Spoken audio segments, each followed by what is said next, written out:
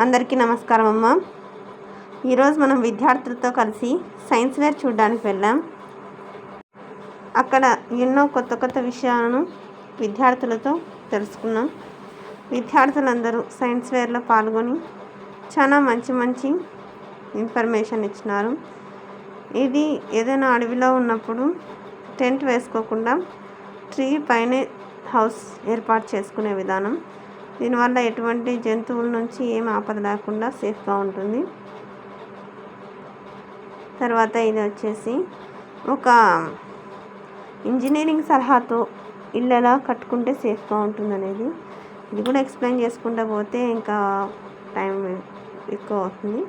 చూసుకుంటూ వెళ్దాం. విద్యార్థులందరూ చాలా శ్రమపడి చాలా అద్భుతంగా చేస్తున్నారు.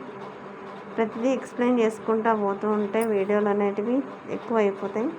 కానీ చాలా మంచి కాన్సెప్ట్స్తో అయితే వచ్చినారు ప్రతి ఒక్కరు. వాళ్ళకు నా తరఫున అభినందనలు తెలుపుతున్నాను. అందరికీ ధన్యవాదాలు. ఇంకా మా ఛానల్ సబ్స్క్రైబ్ చేసుకుని వాళ్ళని దయచేసి సబ్స్క్రైబ్ చేసుకొని లైక్ చేసి షేర్ చేసి మీ ఫ్రెండ్స్కు రిలేటివ్స్ అందరూ సబ్స్క్రైబ్ చేసుకోమని చెప్పండి. నా ఛానల్ సబ్స్క్రైబ్ చేసుకొని ప్రత్యక్షంగా పరోక్షంగా సపోర్ట్ చేస్తున్న అందరికీ పేరున ప్రత్యేకమైన హృదయపూర్వక ధన్యవాదాలు. అందరికీ ధన్యవాదాలు.